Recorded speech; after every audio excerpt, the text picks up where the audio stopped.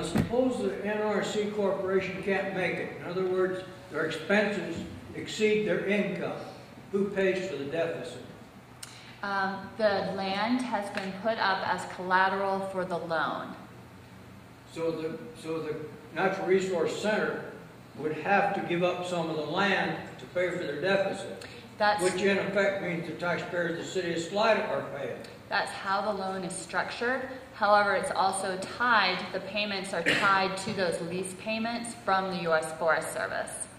So if the Forest Service were to somehow disappear and not make their lease payments, then yes, you're correct, that land could be realized. The taxpayers are on the hook for some money, potentially.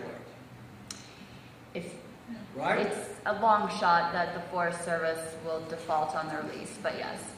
Right now, according to what I read in the paper and stuff, there's 29,000 people a year that go through these doors over here. What is this board going to do if they move the board and the city going to do when they move this facility out to Vanderveer, that they can guarantee, hey, we're going to put something over here that's going to bring in 29,000 people a year. That's a lot of tax dollars. The project itself is good. Wherever it was going to land, whether it was Poncha Springs or Vanderveer or out on 291, this is a good project. I would have liked to have built it. I think the city, in retrospect, and I've heard this from their mouths, realizes that they made mistakes and that likely the right way to do this would have been to put their land up for a private developer to develop, thus keeping those property tax dollars in circulation. Having heard that apology really kind of lightens my heart, gets me to a place where I can hope that the city's learned from this, maybe looks at things a little differently in the future, and I can certainly move on.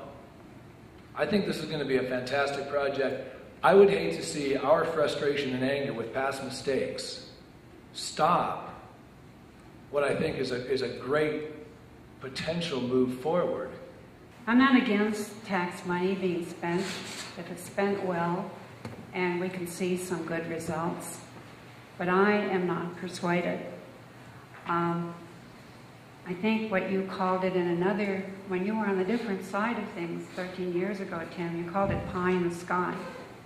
When speculations were made on how much new revenue would be brought into the community if only we had an 18-hole golf course, if you remember that one. Now this endeavor out there on the Vanderveer property is being speculated. It's being the end-all and be-all of our future economy. I haven't seen any verification of that this will actually happen. And if it does, how good will it really be for Salida? And who in Salida will really benefit? I think those are all questions that many of us in this room wonder about tonight. Tell me if I'm wrong here, but the taxpayers, if we do the Vanderveer deal, they get free water service done, free sewer, a multi-million-dollar building that's only going to appreciate over the next 20 years. And then they're going to have basically debt-free rent coming after that. We retain the water rights. Is that correct? All that? Yeah, the utility extensions are being paid for. The building will come back to the city and subsequently... And then any land we don't sell, we also retain because the balance is paid for on the loan. Well, I got to tell you, I can see why Walt wanted part of the deal. I want part of the deal too. We vote for our representatives to represent us. We vote for the people we vote for because we think they're going to make informed decisions, good decisions. Maybe they don't always do it. Maybe they don't always make the decision that I think is the best. But I do know that they do make informed decisions. They use some common sense. And that's why I elect people.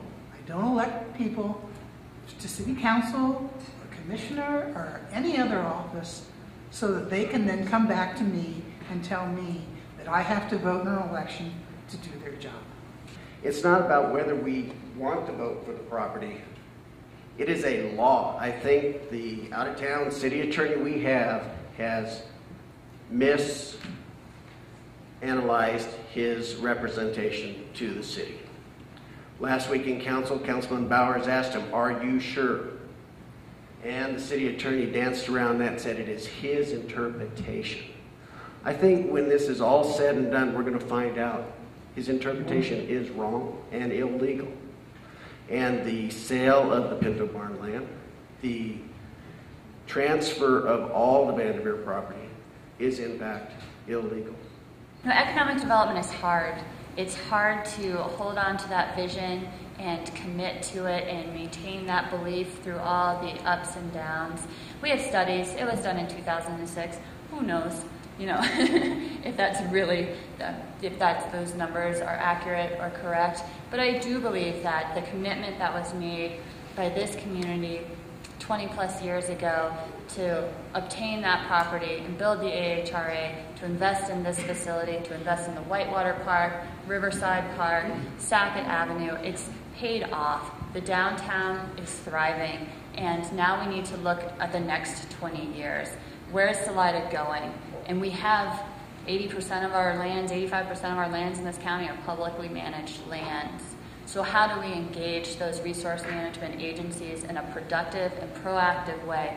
How do we attract visitors, the visitors who want to enjoy those properties, who want to enjoy downtown Salida, who want to take care of them so they're not burned out, 20 years from now and no longer an asset of this community. And I do buy into the vision of the NRC and the commitment that's been made by the City Council and Commissioner Glenn to further this vision. I do think that it will bring economic benefit to this community. More people will stop because they'll have more of a reason to stop, and they will spend their dollars here in Salida in a productive way for the community. And I do, again, mistakes have been made. This has been a very imperfect process, but we need to move forward. We need to keep the longer vision, the bigger vision in mind sometimes as we go through this process. And we welcome people to participate. Absolutely. We can talk about this now, so let's continue this dialogue as we go forward. And I do want to thank all of you for taking the time to be here tonight. I understand your time is valuable. If you have further outstanding questions, please use the comment sheets, send me an email, call me on the phone. I'm happy to sit down with any of you and talk through these matters and listen to your ideas about how to move forward.